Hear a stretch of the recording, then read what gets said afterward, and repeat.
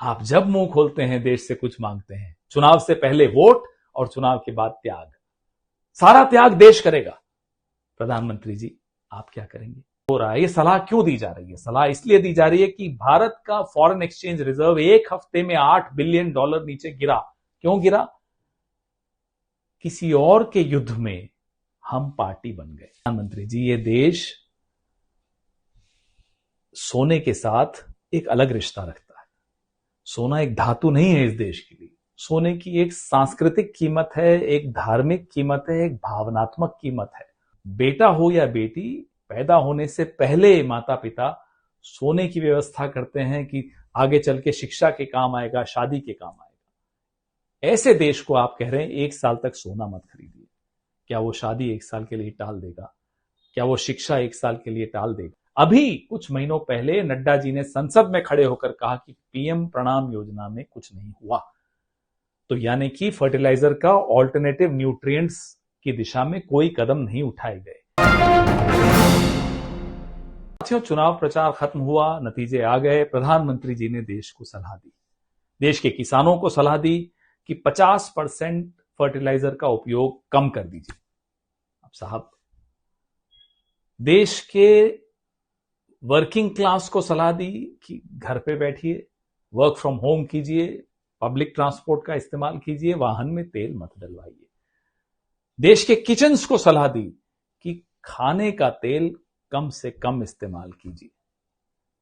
देश के नागरिकों को सलाह दी, सोना 1 साल तक मत खरीदिए। हम सबको सलाह दी, विदेश जाना बंद, 1 साल के लिए विदेश मत जाइए।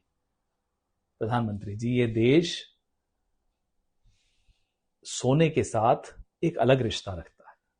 सोना एक धातु नहीं है इस देश के लिए। सोने की एक सांस्कृतिक कीमत है, एक धार्मिक कीमत है, एक भावनात्मक कीमत है। बेटा हो या बेटी, पैदा होने से पहले माता पिता सोने की व्यवस्था करते हैं कि आगे चल के शिक्षा के काम आएगा, शादी के काम आएगा। ऐसे देश को आप कह रहे हैं 1 साल तक सोना मत खरीदिए। क्या वो शादी 1 साल के लिए टाल देगा? क्या वो शिक्षा 1 साल के लिए टाल देगा? किसानों को आपने बड़े आराम से कह दिया, साहब 50% कम कर दीजिए फर्टिलाइजर का उपयोग। क्या वो 50% खेत जोतेगा? पीएम प्रणाम योजना की असलियत हम भी जानते हैं, आप भी जानते हैं। 3 साल की योजना थी, 23 से 26। अभी कुछ महीनों पहले नड्डा जी ने संसद में खड़े होकर कहा कि पीएम प्रणाम योजना में कुछ नहीं हुआ। तो यानी कि फर्टिलाइजर का ऑल्टरनेटिव न्यूट्रिएंट्स की दिशा में कोई कदम नहीं उठाए गए। आग लगने के बाद कुआं कौन खोदता है प्रधानमंत्री जी? प्लानिंग नहीं थी। अब आप कहते हैं साहब विदेश मत जाइए, घरों में बैठिए, मेट्रो लीजिए। आप खुद आज रोड शो कर रहे थे, कौन मानेगा ये बात? ये सब क्यों हो रहा है? ये इसलिए हो रहा है, ये सलाह क्यों दी जा रही है? सलाह इसलिए दी जा रही है कि भारत का फॉरेन एक्सचेंज रिजर्व एक हफ्ते में $8 बिलियन नीचे गिरा। क्यों गिरा? किसी और के युद्ध में हम पार्टी बन गए। आप शास्त्री जी का उदाहरण देते हैं, इंदिरा जी का उदाहरण देते हैं। साहब वो युद्ध हमारे अपने थे। ये गैर कानूनी युद्ध हमारा नहीं है। इजराइल अमेरिका का ईरान के साथ एक गैर कानूनी युद्ध चल रहा है। हम बाहें खोलकर ईरान के खिलाफ और इजराइल के साथ क्यों खड़े हुए?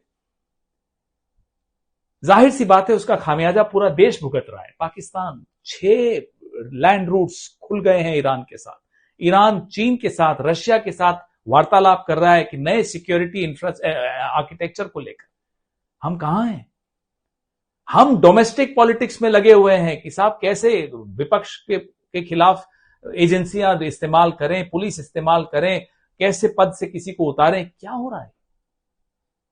आप आह्वान करते, देश एक होकर आप सबको साथ लेकर चलते, विपक्ष को साथ लेकर चलते, हम साथ खड़े थे आपके। लेकिन नहीं, आप जब मुंह खोलते हैं देश से कुछ मांगते हैं। चुनाव से पहले वोट और चुनाव के बाद त्याग। सारा त्याग देश करेगा। प्रधानमंत्री जी आप क्या करेंगे?